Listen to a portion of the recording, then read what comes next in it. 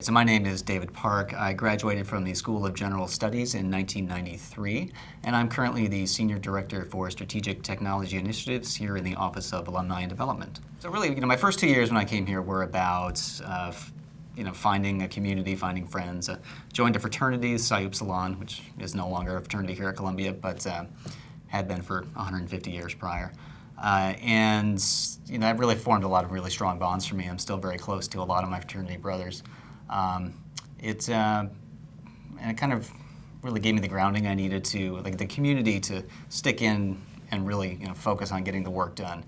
We also obviously had a lot of fun and did some things I won't talk about on camera, but it was being together with that group of guys that really sort of helped get me through and give me the community of support that I needed. So like I said, I started as an engineer and then switched to liberal arts. So as a junior and senior, I had not a lot of choice. I had to kind of pick a major and really cram in all the requirements for that major to get finished on time, essentially, or only a year late, I should say. So I had maybe 2 or 3 electives in the whole period.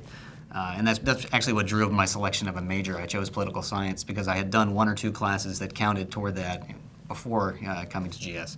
So it was going to be either that or philosophy. And I guess in the end, I sort of did kind of political theory, which is sort of like philosophy, but of politics. So it all worked out in the end.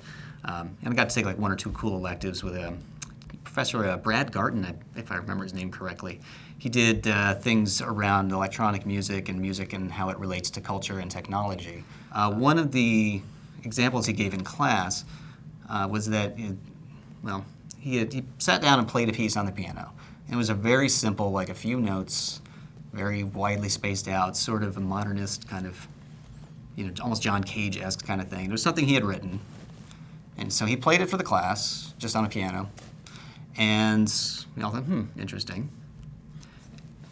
Kind of weird, but interesting. And then he played a recorded version of it, which had much more of a, effects processing on it. So the notes were much more then haunting and sort of surreal.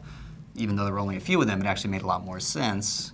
And then he closed the class by saying that was the piece I wrote after my wife told me she'd been diagnosed with breast cancer. And I thought, that's an amazing thing to share with a group of kids. So it was clear he was really passionate about what he did and wasn't going to hold anything back.